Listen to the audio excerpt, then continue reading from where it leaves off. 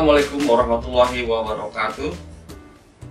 Apa kabar semuanya? How are you today? Are you okay? Saya harap semuanya baik-baik saja. Hari ini kita akan bicara tentang simple present tense. What is simple present tense? Apa itu simple present tense? Simple present tense adalah suatu perbuatan yang terjadi sehari-hari, yang dilakukan dalam rutinitas keseharian. Itu yang namanya simple present tense, yang kita sebut namanya habitual action. Ada 3 macam dalam pembentukan kalimat simple present tense, yaitu dalam bentuk positif, kita sebut namanya affirmative, lalu yang kedua negatif, lalu yang ketiga interrogative. Jadi pada bagian ini Bapak hanya menjelaskan simple present tense dengan menggunakan kata kerja nominal. Ya, kata kerja nominal yaitu yang menjelaskan tentang sifat, benda, dan tempat. Adapun rumus dari simple present tense dalam kalimat positif yaitu subjek, verb be ditambahkan objek. Objeknya sini menjelaskan tentang place, adjective, and noun.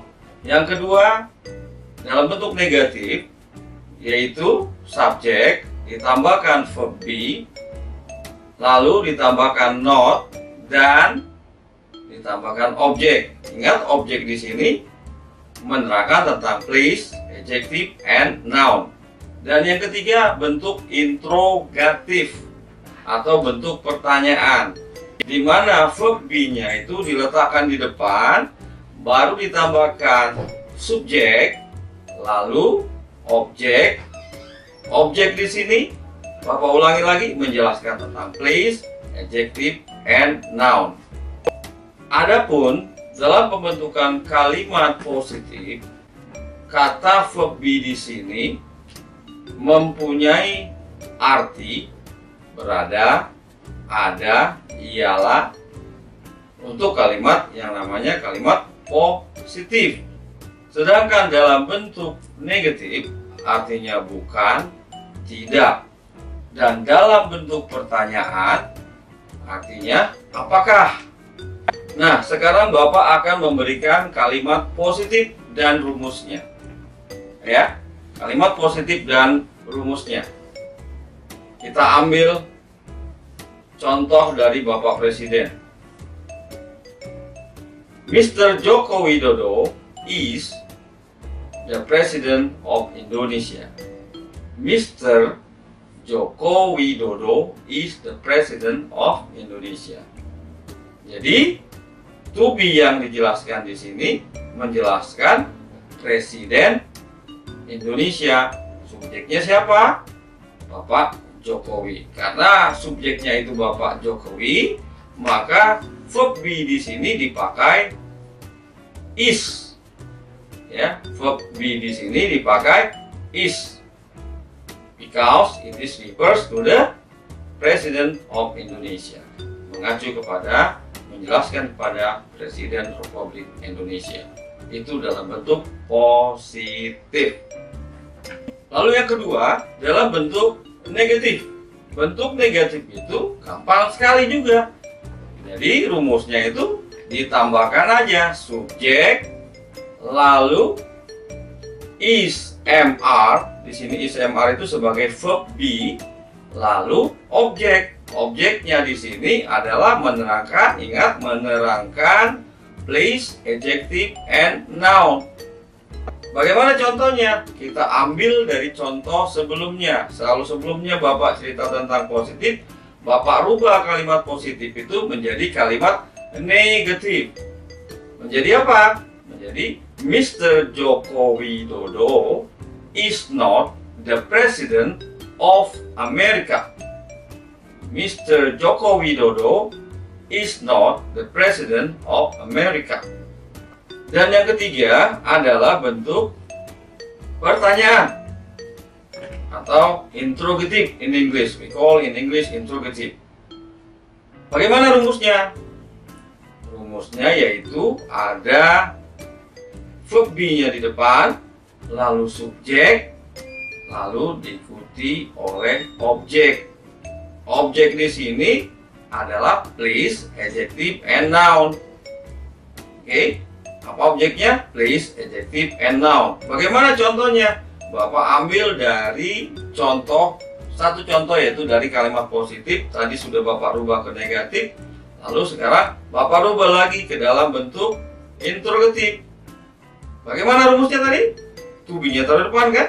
Maka is the President of Indonesia, Mr. Joko Widodo. Is the President of Indonesia, Mr. Joko Widodo? Kalau kamu tahu jawabannya dalam bentuk positif, yang singkatnya, yes, he is. Dalam bentuk negatif, no, he is not. Atau no, he isn't. Dalam bentuk singkatnya. Oke, bagaimana anak-anakku semuanya? Apakah sudah paham tentang apa yang kita bicarakan saat ini? Yaitu tentang simple present tense menggunakan kata kerja nominal. Bapak harap kalian semua mengerti dan paham dengan baik penjelasan simple present tense yang menggunakan kata kerja nominal. Oke, hari ini Bapak akan memberikan tugas. I will give you some exercise. Apakah kalian mengerti atau tidak? Maka tergantung nanti dari tugas yang Bapak berikan pada saat ini. Tugasnya gampang sekali, yaitu menggunakan kata kerja nominal dalam bentuk positif, kata kerja nominal dalam bentuk negatif, dan kata kerja nominal dalam bentuk pertanyaan. Oke, apakah kalian sudah siap untuk mendengarkan dan mencatat tugas yang Bapak berikan? Tugasnya gampang sekali.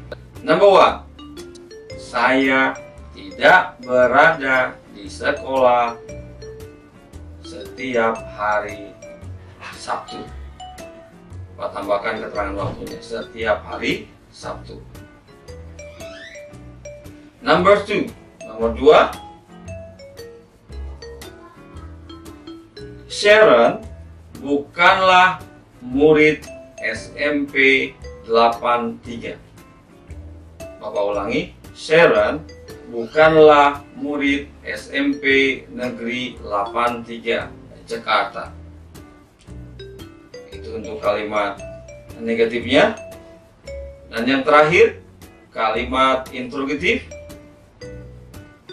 Apakah kalian berada di sekolah setiap hari?